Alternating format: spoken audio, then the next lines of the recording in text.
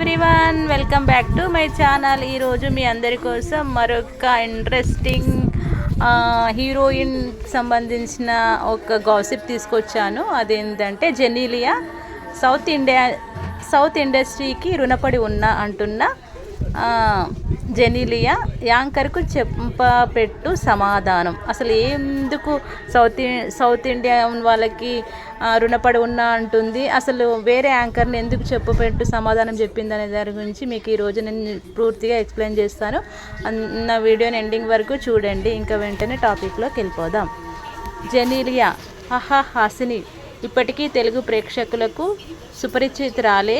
బొమ్మరిల్లు ఒకటే కాదు, సై, నా అల్లుడు, హ్యాపీ, డి, రెడీ, ఆరెంజ్ ఇలా ఎన్నో చిత్రాలు చేసింది. ఇందులో కొన్ని సినిమాలు పలు భాషల్లో రీమేక్ అయ్యాయి కూడా. అందులో రామ్ పోతినేనితో చేసిన రెడీ మూవీ ఒకటి. ఇది హిందీలో సల్మాన్ ఖాన్తో రీమేక్ చేశారు. కానీ హీరోయిన్గా జెనీలియాకు బదులుగా హాసిని తీసుకున్నారు. జెనీలియాను సల్మాన్ వద్దనడంపై అప్పట్లో చర్చ జరిగింది.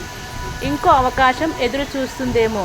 సితారే జమీన్ పర్ సినిమా ప్రమోషన్స్కి బిజీగా ఉన్న జెనీలియాకు ఇదే ప్రశ్న ఎదురైంది.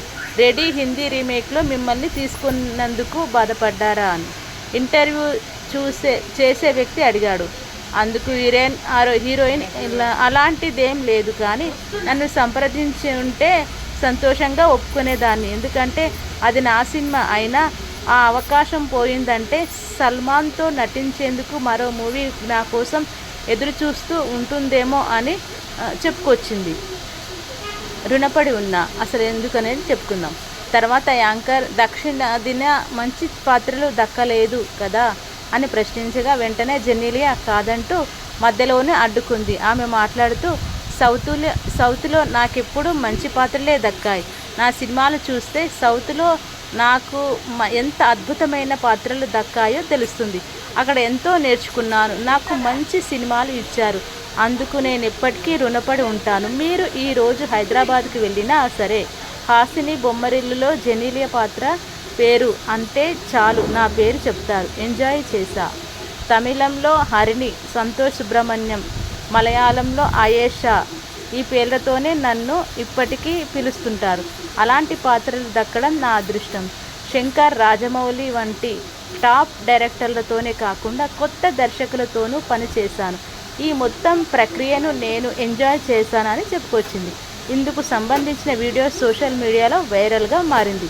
సౌత్ ఇండస్ట్రీపై విషయం కక్కాలనుకున్న యాంకర్కు జెనీలియా గట్టిగానే బుద్ధి చెప్పిందని అభిమానులు కామెంట్లు చేస్తున్నారు.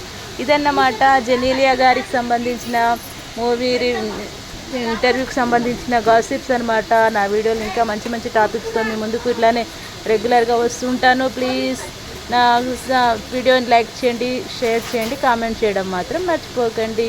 బాయ్.